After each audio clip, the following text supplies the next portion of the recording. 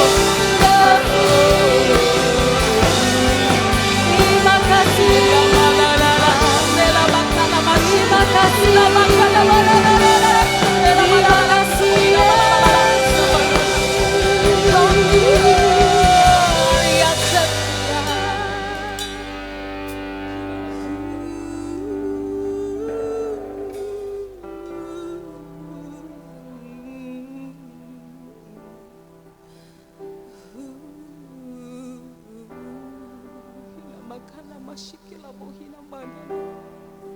Ira mashikila borara shandela bakara mashiri didikila bo. Kara mashikila mana la la la mashiri didikila. Kau Tuhan yang setia.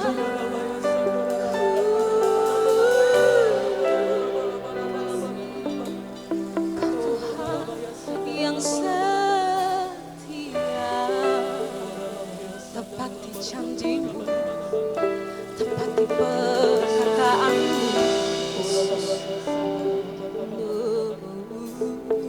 tak pernah gagal perkataanmu, rancanganmu pasti terjadi, firmanmu pasti digenapi atas kami, atas kami.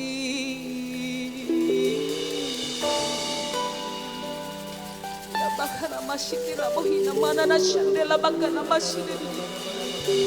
Mashikila bohina mana na shandela bakana mashiri.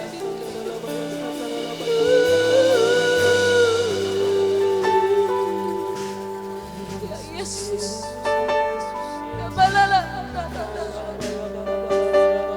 Biar pada hari ini Tuhan kami datang tidak sia-sia.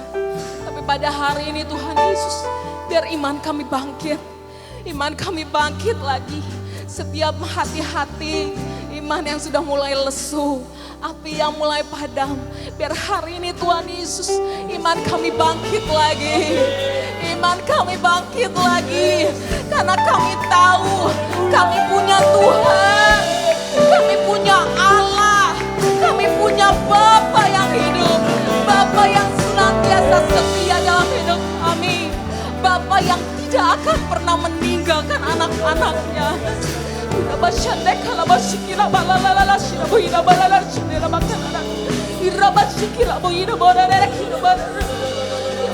Ya Yesus Tuhan, biar hari ini Tuhan Yesus ada kekuatan yang baru, ada kekuatan yang baru yang Kau turunkan bagi kami.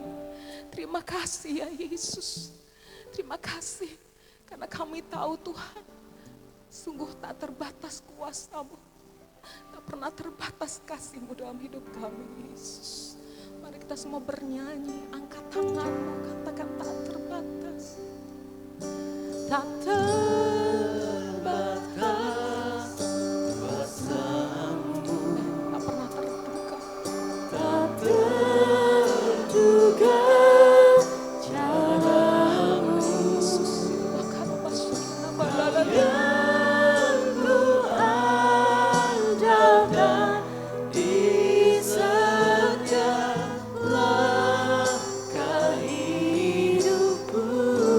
Tak terbatas kasih-Mu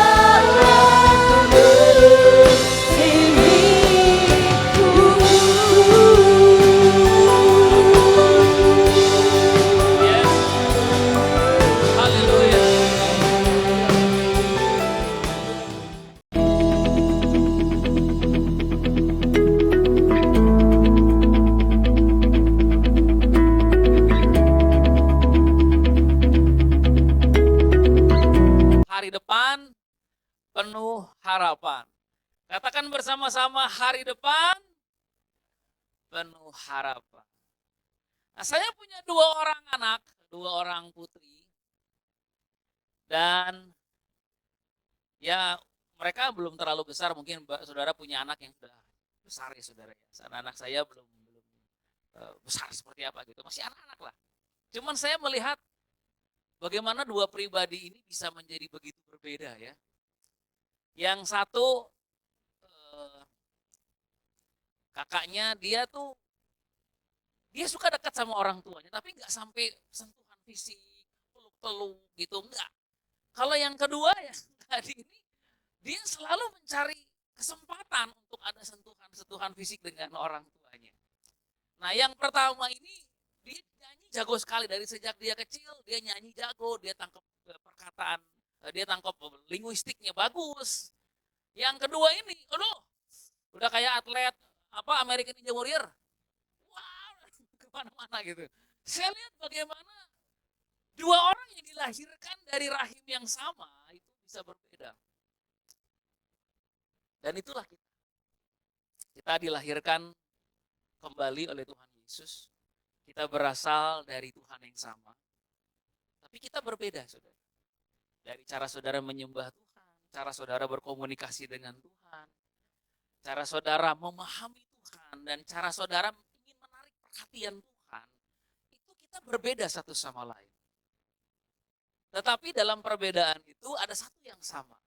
Kita harus sama-sama haus, lapar, dan harus sama-sama menghargai dan menghormati Tuhan. Amin.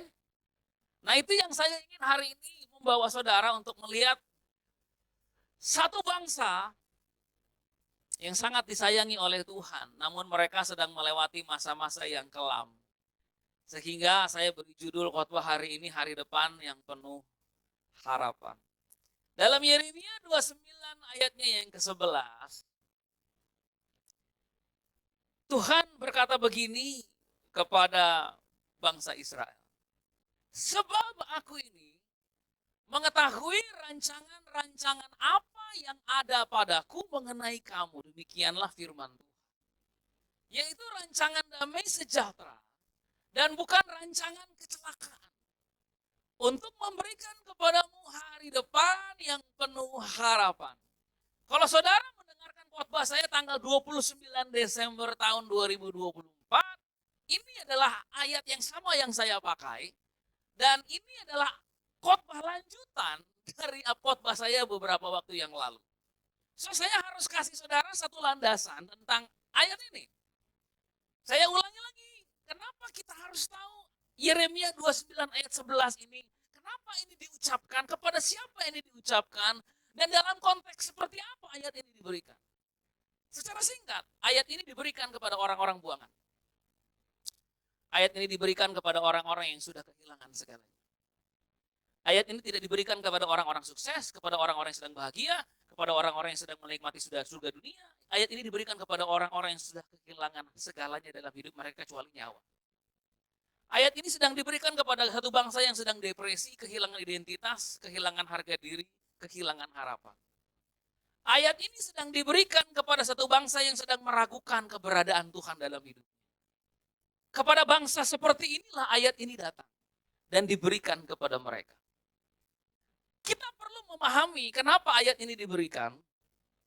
Karena saya mencatat di sini saudaraku, bangsa Israel adalah tawanan perang dari Nebukadnezar Raja Babel. Ketika mereka menjadi tawanan perang, mereka diserang oleh kerajaan Nebukadnezar ini, yaitu kerajaan Babel. Ada 3 hal yang hilang atau rusak dalam kehidupan mereka. Pertama, kerusakan sosial. Mereka kehilangan tanah kerajaan, mereka kehilangan tempat ibadah, mereka kehilangan para pemimpin mereka, para imam mereka, karena semuanya ditangkut ke pembuangan. Jadi ceritanya gini, Nebukadnezar dan Babel itu menyerang Israel 3 kali. Serangan pertama kurang lebih dimulai tahun 608 sebelum Masehi. Serangan pertama ini menghancurkan Yerusalem tapi belum sepenuhnya rusak. Nah, Nebukadnezar mengambil orang-orang pintar yang ada di situ, orang-orang Yahudi pintar, untuk dijadikan pegawai di kerajaannya. Contohnya Daniel, Sadrak, Mesak, Abednego. Ketika datang serangan kedua terjadi ketika surat ini diberikan. Nah, pada saat serangan kedua terjadi, kehancuran makin parah, kerusakan makin parah di mana-mana. Lalu Nebukadnezar mengambil lagi imam-imam, mengambil para pemimpin negeri, sehingga Yerusalem ditinggalkan begitu saja tanpa ada pemimpin. Serangan ketiga nanti akan terjadi lagi dan itu memporak-porandakan. Membuat bait suci hancur, Yerusalem menjadi penuh dengan lautan api. Itu titik di mana akhirnya bangsa Israel mengalami kehancuran yang total. Pengalaman ini mengajarkan kepada kita bahwa beberapa dari kita melewati proses-proses yang menyakitkan dalam hidup itu secara bertahap. Pertama kita kehilangan pasangan. Lalu tiba-tiba saja kita kehilangan rumah kita. Lalu tiba-tiba saja kita kehilangan segalanya. Kalau secara pribadi, saya dengan mama saya, kami 5 bersaudara, saya anak pertama. Ketika papa saya meninggal waktu itu saya SMA kelas 3, hal pertama yang hilang adalah papa saya. Mama saya kehilangan seorang suami di usia masih 40-an. Papa saya meninggal usia 51 atau 53, saya lupa. Yang kedua, kami kehilangan rumah. Kami harus jual rumah karena itu cara kami bertahan hidup.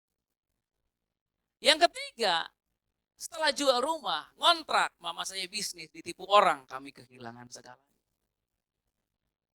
Sisa hutang. Susah mau makan, susah cari makan. Pokoknya itu masa yang sangat sulit sekali.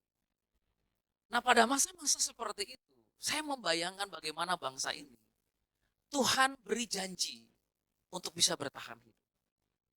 Saudaraku, pernah gak saudara ngalamin ketika saudara punya masalah, orang kasih ayat sama saudara. Saudara bilang, Pak, saya gak butuh ayat, saya butuh uang. Pernah gak? Pernah gak saudara sedang dalam masalah yang berat, orang kasih doa. Saya doain ya. Saudara bilang, Pak, saya gak perlu didoain, Pak. Saya butuh jawaban. Saya gak perlu didoain, Pak. Saya lagi nggak butuh doa dan saya nggak butuh ayat, saya nggak butuh nasihat, saya butuh uang, saya butuh jawaban. Nah, ini ada satu bangsa, saudaraku, yang sedang dalam masa yang sangat sukar dan terpuruk tadi, di mana mereka sudah kehilangan segalanya.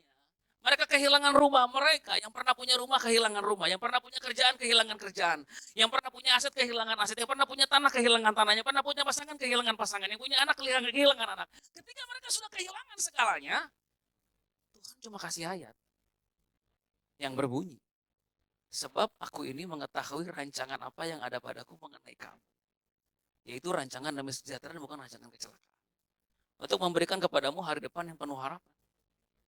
Kalau saudara baca Yeremia dari pasal 1 sampai pasalnya yang ke-29 ini, tidak ada satupun kita lihat pertolongan Tuhan atas mereka. Yang ada nabi palsu yang bilang begini, namanya Hananiah. Dalam 2 tahun, nabi palsunya bilang, kalian akan dibebaskan. Terus Yeremia bilang, kamu bohong kamu. 70 tahun baru bangsa ini bebas, bohong kamu. Nggak ada pertolongan Tuhan sama sekali. Tuhan cuma kasih ayat, saudara. Kalau ayat ini saya ubah jadi doa, Tuhan cuma kasih doa. Saya rubah ya, Yeremia 29 ayat 11 jadi doa ya. Aku berdoa supaya kamu mengetahui rancangan-rancangan aku. Supaya kamu tahu bahwa aku punya rancangan indah, rancangan baik sama kamu. Bukan rancangan kecelakaan. Aku berdoa supaya kamu terima damai sejahtera. Dan kamu percaya ada hari depan yang penuh harapan. Saudara bisa bayangkan bahwa di tengah keterpurukan hidup mereka, mereka cuma dikasih ayat sama Tuhan. Tuhan gak kasih hal yang lain. Saya merenungkan loh, ketika saya mikir ini, saya pikir, saya kan suka berargumentasi sama Tuhan ya, makanya mungkin saya orangnya ngeselin. Saya tanya, kenapa cuma ayat? Kenapa selama 70 tahun engkau tidak menyatakan satu mujizat, satu pembebasan yang luar biasa? Engkau cuma memberikan ayat untuk mereka percaya. Tiba-tiba perkataan dalam garis berkata lagi loh. Karena aku bukan kamu. Omongan kamu gak bisa dipercaya. Omonganku bisa dipercaya. Saya pikir juga ya.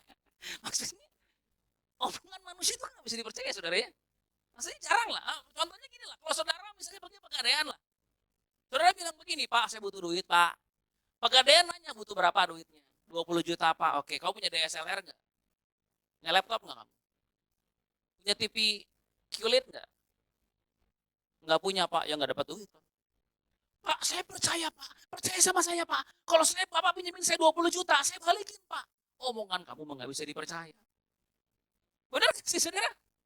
Kenapa? Karena manusia memang omongannya susah untuk dipercaya. Berhubung manusia punya keterbatasan menggenapi perkataannya sendiri. Tapi kalau Tuhan sampai memberikan janji dan perkataannya sama bangsa Israel, dia sedang berkata begini, aku ini punya janji dan omonganku bisa kamu percaya.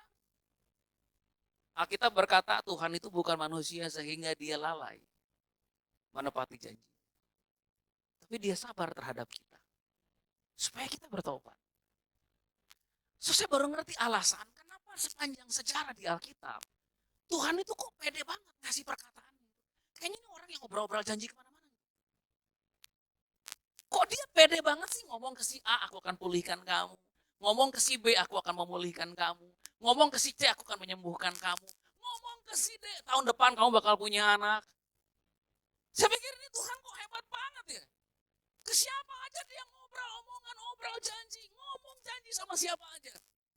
Sampai saya sadar bahwa ya karena dia satu-satunya pribadi yang yakin bisa menggenapi perkataannya. Kalau manusia mah perkataan ini siapa yang bisa kita pegang? Saudaraku, saya mau mengawali dengan pernyataan ini.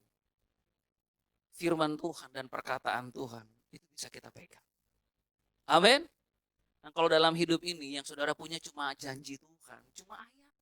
Saudara nggak punya yang lain, modal nggak punya, koneksi nggak punya, dukungan orang nggak punya. Yang saudara punya semua sebuah visi dari Tuhan yang berkata bahwa I will do something great. Yang saudara punya cuma itu. Ya itu aja yang saudara pegang. Amin. Amin. Katakan bersama-sama dengan saya bisa pegang perkataan Tuhan. Bangsa ini kehilangan 3 hal dalam hidup mereka. Secara finansial mereka sudah berantakan. Dalam keluarga terjadi konflik. Karena keluarga mana sih yang gak ada konflik kalau lagi masalah? Keluarga mana sih yang kalau misalnya suaminya lagi kehilangan pekerjaan, terus semuanya happy gitu, tepuk tangan. Happy birthday papa, ada gitu. Mayoritas keluarga kalau sedang mengalami konflik masalah apapun, itu mulai terjadi ketidakharmonisan. So, saya membayangkan di tengah-tengah janji yang sudah Tuhan berikan, ada istri-istri yang bertanya sama suaminya di dalam perjalanan menuju Babel, kita mau kemana? Suaminya jawab nggak tahu. Kita mau buat apa? Nggak tahu. Kamu mau bekerja apa nanti? Nggak tahu. Masa depan kita nanti gimana? Nggak tahu. Anaknya nanya, Dedi, kita kan udah nggak di Yerusalem. Sekolah saya udah kebakar tuh. Nanti kita di tempat yang baru ini ada sekolahan nggak? Nggak tahu. Jadi adik belum tentu sekolah. Belum tentu kamu sekolah. Kalau diaplikasikan zaman sekarang, Dedi udah nggak sekolah di sana. Dedi mau sekolah di mana? Di rumah ya. Homeschooling. Sekarang lagi keren deh homeschooling. Dalam hati anaknya bilang aja Dedi nggak punya uang. Sudah bisa bayangkan bagaimana caranya kita bisa percaya dengan janji Tuhan. Kalau realita kehidupan kita lebih banyak mendukung kita untuk nggak percaya. So itu yang mereka alami. Ketika mereka kehilangan rumah, mereka kehilangan sejarah, mereka kehilangan memori, mereka kehilangan masa-masa kecil yang pernah mereka jalani di situ. Mereka kehilangan kenyamanan. Ketika mereka kehilangan pekerjaan, mereka kehilangan kepastian hidup. Saya diundang khotbah di sebuah perusahaan yang cukup besar. Khotbah Natal.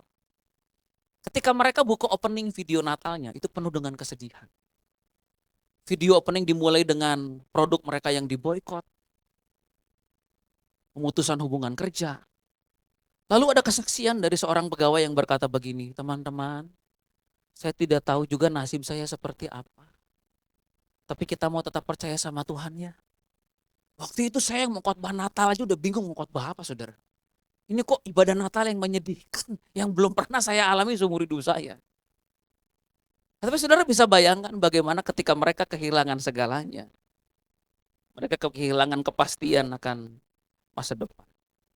Alkitab menggambarkan keadaan mereka dengan 2 ayat. Dalam Yeremia 29 ayat 4 dikatakan mereka adalah orang-orang buangan. Dan dalam Mazmur 126 ayat 4 dikatakan mereka seperti batang air yang kering. Itulah gambaran dari bangsa ini. Bangsa yang ketika sedang membutuhkan pertolongan Tuhan. Tuhan mereka cuma kasih mereka ayat. Nggak ada tuh mujizat, tanda-tanda keajaiban tuh nggak ada. Yang dia berikan cuma perkataan. Bahwa aku ini mengetahui rancangan yang ada padaku mengenai kamu. Bahwa aku ini punya rancangan hari depan yang penuh harapan. Dan bicara orang buangan, saya mau kita belajar dari seseorang yang namanya Simson. Katakan Simson. Simson itu saya dan Pastor Paulus. Saya dan Pak Harjanto. Dalam konteks baik. Kami ini orang tua. Kami ini takut Tuhan. Cinta Tuhan, melayani Tuhan ya. Orang tua Simson tuh kayak saya, saudara. Orang tua Simson tuh kayak Pastor Paulus. Kayak Pak Haryanto. Orang tua Simson takut Tuhan, saudara. Orang tua Simson itu bukan orang dunia. Orang tua Simson itu bukan orang jahat. Orang tua Simson itu enggak ateis. Orang tua Simson itu cinta Tuhan, takut Tuhan. Bahkan pernah ketemu malaikat. Ada yang pernah ketemu malaikat di sini? Belum. Pendoa ada yang udah ketemu malaikat? Belum. Berarti orang tua Simson lebih hebat dari kita. Sekarang bayangkan seseorang yang punya orang tua yang takut dan cinta Tuhan membuat sebuah kesalahan fatal dalam hidupnya. Di mana dia menjalin hubungan dengan seorang perempuan yang namanya Delila. Dia berpikir begini, kalau saya jatuh sama perempuan ini, paling banter saya diomongin orang. Paling banter juga saya kehilangan respect dari orang. Yang zaman sekarang which is sudah biasa lah ya. Misalnya tiba-tiba nih saya dengan Delila foto bareng nih di Instagram. Lagi di Bali. Foto bareng dengan Delila. Lagi di Malang. Gitu ya. Foto bareng dengan Delila. Lagi di Singapura. Paling orang ngomongin tuh di Instagram saya tuh. Dasar pastor flexing ya. Pastor palsu. Masa pastor begitu? Masa pastor jalin hubungan sama perempuan yang gak kenal Tuhan? Masa pastor jalin hubungan dengan orang dunia? Gitu kan? Paling begitu. Simpson pikir begini, alah cuma diomongin doang mah, gue udah pusing. Gak pusing, udah tebal telinga. Netizen ngomongin gua gak peduli. Gitu kata Simpson. Simpson berpikir, kalau dia jalin hubungan dengan Delila, yang hilang cuman harga dirinya dan penilaian orang. Dia nggak sadar bahwa ketika dia jalin hubungan dengan Delila, dia kehilangan segalanya. Pertama, dia kehilangan urapan Tuhan. Minggu lalu sudah dibahas pengurapan, dia kehilangan urapan. Apalagi Alkitab mencatat, dia kehilangan perkenanan Tuhan. Apalagi yang hilang?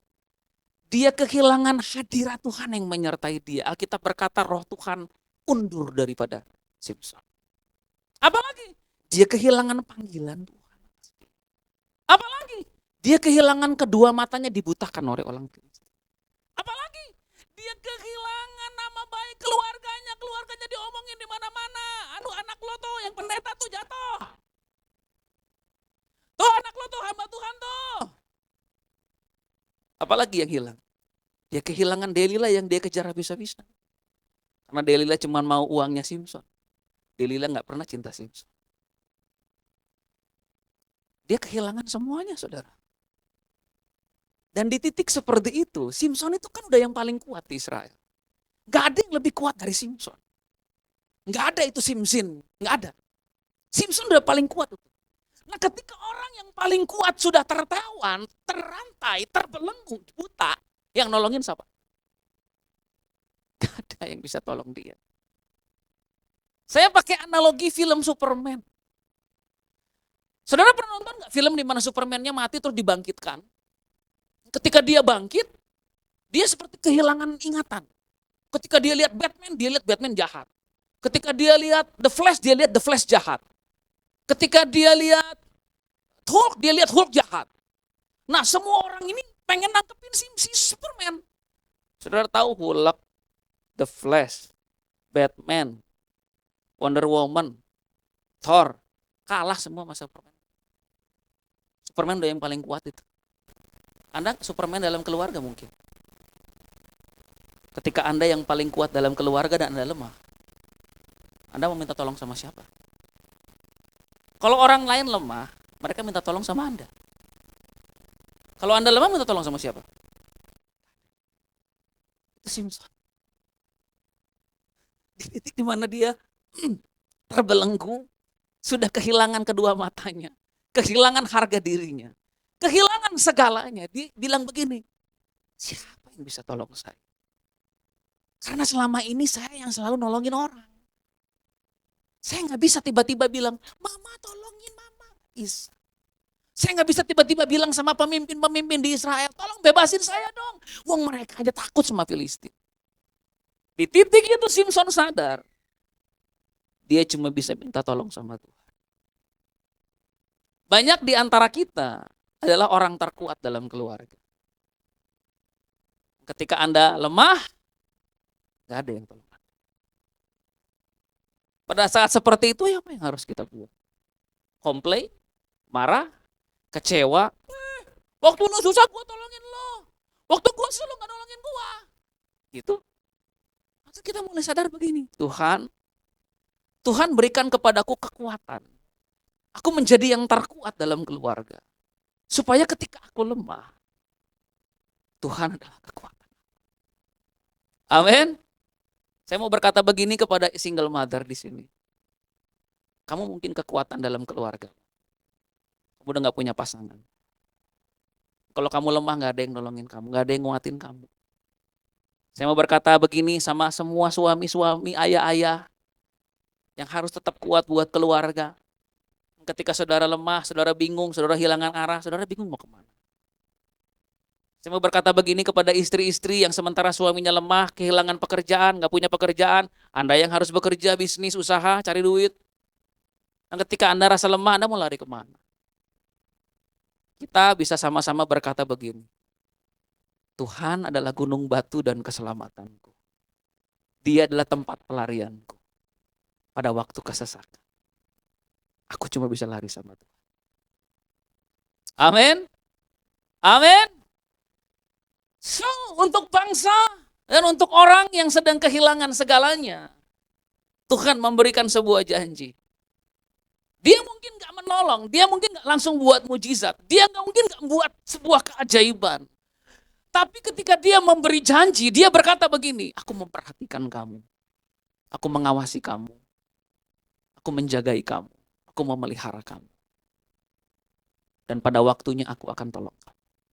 Itulah sebabnya Allah kita selalu menjadi pribadi yang dapat diandalkan. Alkitab penuh dengan orang-orang yang mengandalkan Tuhan. Orang buta mengandalkan Tuhan. Orang lumpuh mengandalkan Tuhan. Orang kusta mengandalkan Tuhan. Karena gak ada lagi yang mereka bisa andalkan kecuali Tuhan. Itulah sebabnya pertama dia disebut Jehovah Jireh. Allah yang menyediakan segala kebutuhan. Itulah sebabnya dia disebut Jehovah Rafa. Allah yang menyembuhkan. Itulah sebabnya dia disebut Jehovah Nisi. Allah yang memberikanku kemenangan. Itulah sebabnya dia disebut Jehovah Shalom. Allah yang memberiku damai sejahtera. Itulah sebabnya dia disebut Jehovah Ra'ah. Artinya Allah yang menggembalakan aku. Dia disebut Jehovah Sidkenu. Artinya Allah yang membela dan menjadi keadilanku. Itulah sebabnya dia disebut Jehovah Syamah. Allah yang menyertai. Dia disebut Jehovah Mekadiskem. Allah yang membenarkan aku. Dan dia disebut Jehovah Sebaot. Allah semesta alam. Saudara tahu bahwa nama Allah ini dalam hidup kita bisa begitu menjadi berarti. Enggak semuanya mungkin. Mungkin tahun ini dia akan jadi Jehovah Jireh buat saudara. Mungkin tahun ini dialah Jehovah Rafa buat saudara. Mungkin tahun ini dia Jehovah Shalom. Karena saudara dikuasai kecemasan di sepanjang tahun kemarin. Mungkin tahun ini dia Jehovah Shammah. Yang akan berkata kepada saudara, sekalipun kamu harus pergi ke luar negeri nak, aku menyertai kamu. Kamu harus jauh dari keluargamu nak, aku menyertai kamu. Mungkin bagi saudara dia Jehovah Ra'ah. Dia berkata kepada saudara, aku mau menggembalakan kamu. Saya percaya tahun ini, dari sekian nama-nama Allah dan sebutan-sebutan tadi, akan ada satu nama yang begitu berarti, meaningful buat kita. Amin. Amin. So Tuhan kasih janji kepada bangsa ini. Yang kita belum tahu adalah respon mereka terhadap janji Tuhan seperti apa. Karena dari tadi yang saya bahas respon kita kalau dapat janji. Kita belum bahas respon bangsa ini loh. Saya baru bahas kalau kita yang dapat janji Tuhan respon kita gimana. Ya kayak gitu tadi ya. Jangan kasih janji, kasih duit aja deh. Tapi kita lihat bangsa ini. Dalam Mazmur 126 saudara. Ini respon bangsa ini ketika mereka dapat janji Yeremia 29 ayat 11.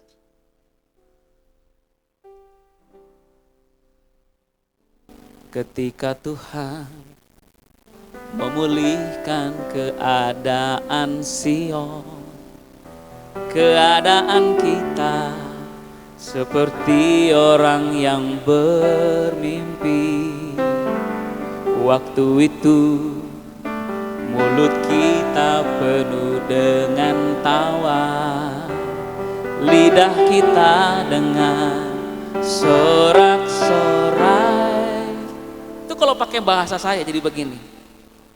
Ketika Tuhan memulihkan keadaan saya seperti orang yang gak nyangka. Waktu itu mulut saya penuh dengan tawa, lidah saya dengan sorak-sorai. Nah, saudara harus ngerti konteksnya. Kata ketika dalam bahasa Ibraninya artinya besyuf. Katakan besyuf. Besyuf itu artinya when. When God restore us. Katakan sama-sama if. Katakan sama-sama when. Belajar bahasa Inggris dulu dikit ya, walaupun saya juga gak pintar amat. If itu artinya ketika. When itu artinya ketika. Bedanya di mana if sama when? If itu artinya ketika tapi belum pasti. Contoh, ada sebuah lagu ketika saya SMP yang berkata begini, if you only knew that I love you, then you understand. Artinya gini, kalau aja lo tahu gue cinta sama lo, pasti lo ngerti. Cuma kan lo gak tahu. Nah itu ya, if itu artinya begini, gue harap lo tahu tapi gak tahu. Nah ini mirip-mirip generasi yang sedang di PHP-in di tempat ini. Ya, itu if.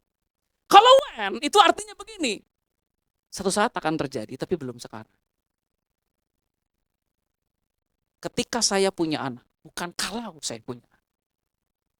Kata when itu artinya sesuatu yang pasti terjadi dan kita mulai melihat dari sini. Kata if artinya sesuatu yang kita harapkan terjadi tapi kita nggak yakin. Ketika Tuhan berkata dia akan memulihkan umatnya dan memberikan hari depan yang penuh harapan, dia menggunakan kata when. Yang artinya begini, ini pasti terjadi. Ini bukan sesuatu yang kamu harapkan kalau-kalau. Enggak, ini sesuatu yang pasti terjadi. Amin. Sehingga di dalam Yesaya pasalnya yang ke-60 ayat 22, kata yang sama dipakai, yaitu when the time is right, I, the Lord, will make it happen. Kata when ini artinya begini.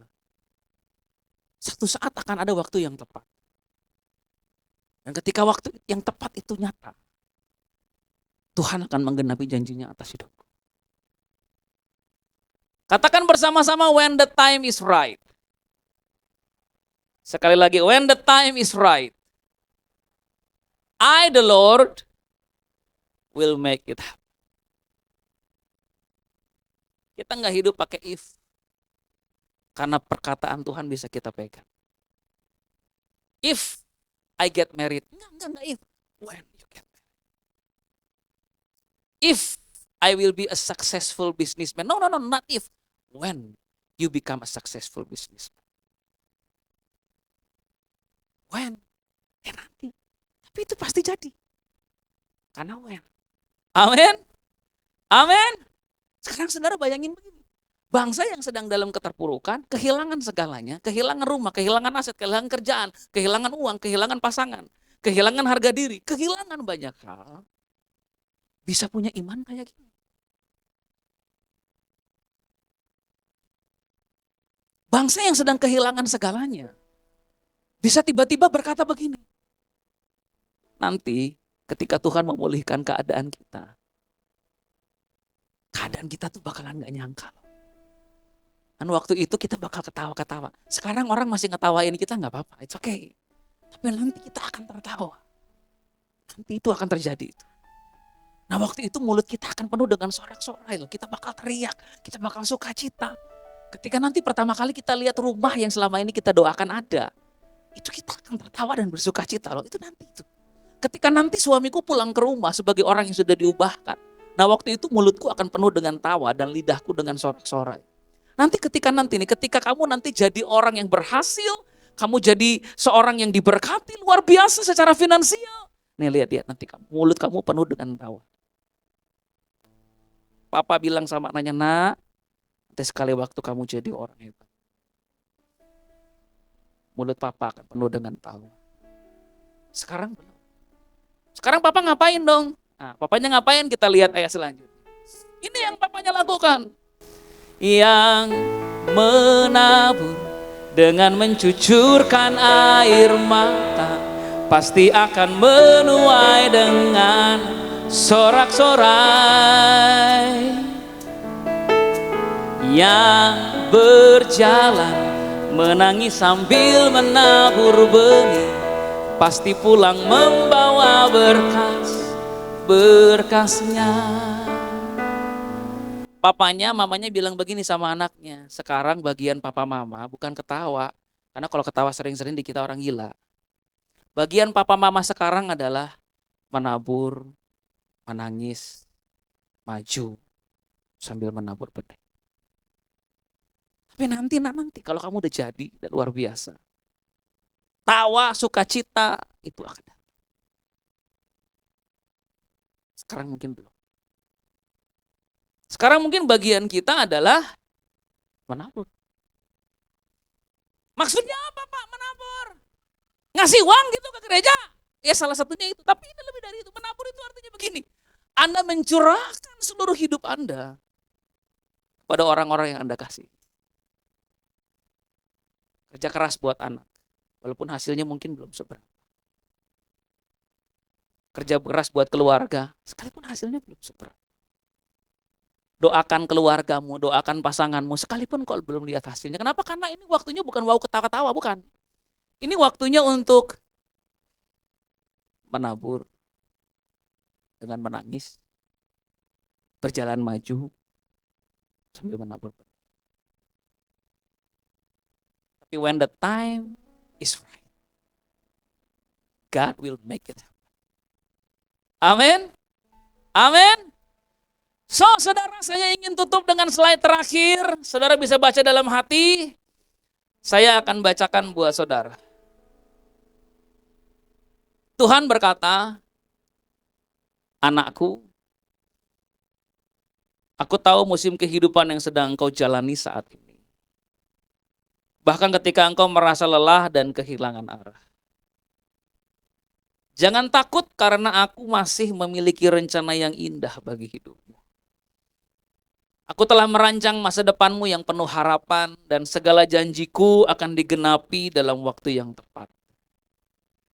Pada waktu itu ketika aku memulihkan keadaanmu, membela kamu dan melakukan perkara besar dalam hidupmu, maka namaku akan dimuliakan melalui setiap perkara yang terjadi.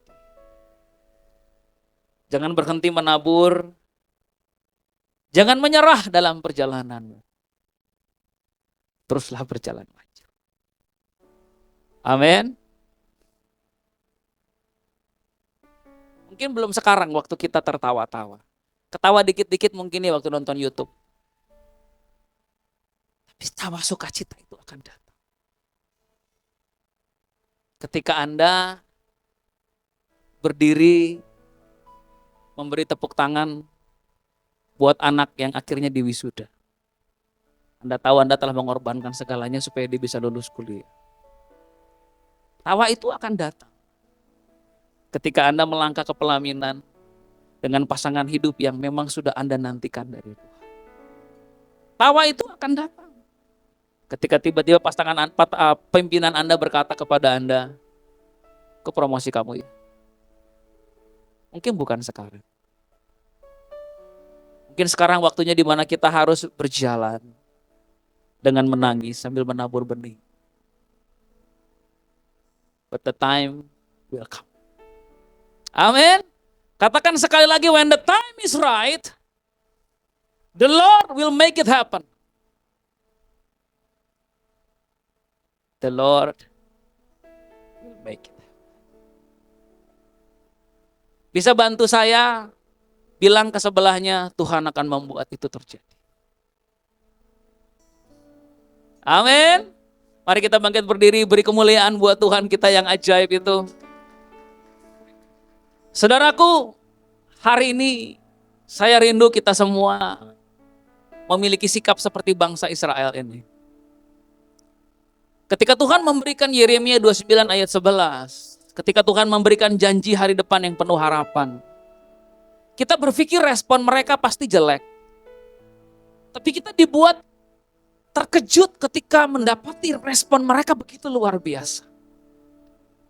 Ketika janji ini diberikan, respon mereka itu hebat sehingga mereka berkata, ketika Tuhan memulihkan kita nanti, keadaan kita akan seperti orang-orang yang tidak menyangka itu akan terjadi. Mulut kita akan penuh dengan tawa, lidah kita dengan sorak-sorai. Hari ini saudaraku, mungkin banyak di antara kita yang sudah kecewa sama Tuhan, menolak percaya pada Tuhan. Sudah tidak lagi memegang visi atau janji yang Tuhan berikan sama kita. Karena kita sudah begitu banyak kecewa dengan kehidupan. Tapi hari ini saya ingin mengajak saudara di musim yang baru ini, bahkan dalam perayaan Imlek yang kita rayakan hari ini, di tahun yang baru ini, untuk memperbaharui lagi iman dan kepercayaan saudara kepada Tuhan. Untuk berkata kepada Tuhan seperti ini, Tuhan, kalau memang hari ini yang aku bisa pegang cuma perkataanmu, aku mau pegang perkataan Tuhan. Aku percaya Tuhan bukan manusia. Tuhan, perkataanmu dapat aku pegang. Teruslah berjalan maju. Jangan pernah berhenti menabur. Jangan menyerah. Kalau apa yang kau kerjakan, usahakan, lakukan hari ini belum membuahkan hasil, jangan menyerah. Ada keluarga yang harus kau pelihara.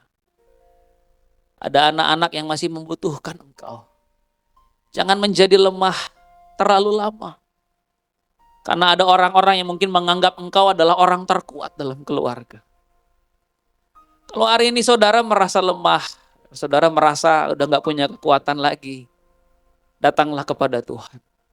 Simson, bangsa Israel, semua orang yang ada di Alkitab pada akhirnya berlari kepada Tuhan. Hari ini terimalah firman Tuhan. Ada hari depan yang penuh harapan buat engkau dan keluargamu. Ada hari depan yang penuh harapan buat anak-anakmu. And when the time is right, the Lord will make it happen. Setiap orang yang percaya perkataan Tuhan, bersama-sama kita katakan, amin. Angkat kedua tanganmu, berkat kasih karunia dari Allah Bapa, penyertaan anak yang tunggal Yesus Kristus, dan Roh Kudus menguatkan kami, memberkati setiap firman yang kami dengar. Dalam keadaan kami takut, cemas, kami menyerahkan itu di hadapan Tuhan. Kami mau tetap berespon benar dalam keadaan situasi terburuk pun, kami tetap memiliki integritas untuk Tuhan. Dan semua yang percaya berkata, amin. Tuhan Yesus memberkati.